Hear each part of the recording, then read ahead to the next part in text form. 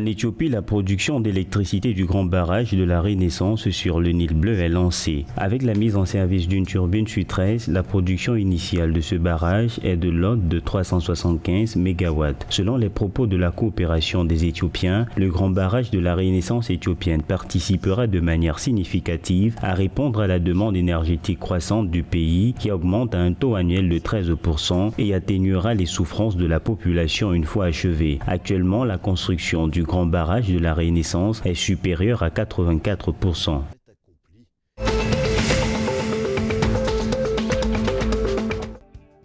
Le gouvernement tanzanien a annoncé une association entre plusieurs institutions financières et la State Mining Corporation pour créer un fonds spécial qui accorderait des prêts aux petits mineurs du pays. Selon les autorités tanzaniennes, cette association s'inscrit dans le cadre d'un partenariat gagnant-gagnant entre le gouvernement et les investisseurs. Depuis les modifications de la loi minière de 2017, la Tanzanie a enregistré une hausse des revenus du secteur minier passant de 213 milliards de dollars par an au cours de l'exercice 2016-2017 à 584,83 milliards de dollars au cours de l'exercice 2020-2021 et le secteur minier contribuera à 6,7% du PIB du pays.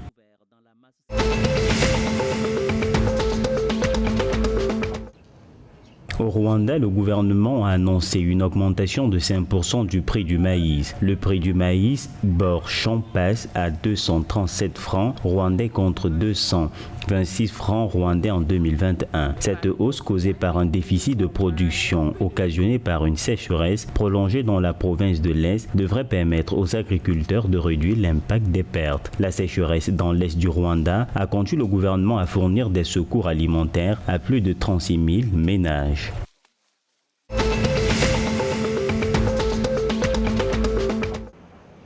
Afin d'assurer le bien-être du peuple kényan, le gouvernement s'est engagé à faciliter la construction de logements sociaux plus abordables. Sur les 29 comtés du pays, le comté de Kiambu a signé des protocoles d'accord avec le gouvernement national pour améliorer l'accès aux logements sociaux dans sa juridiction. S'exprimant mercredi 23 février 2022 à Kiambu, le porte-parole du gouvernement, le colonel Cyrus Oguna, a déclaré que le gouvernement kényan comblait le fossé en réduisant le coût de construction et de propriété d'une maison d'une moyenne de 11 millions de shillings par unité à 5 millions de shillings.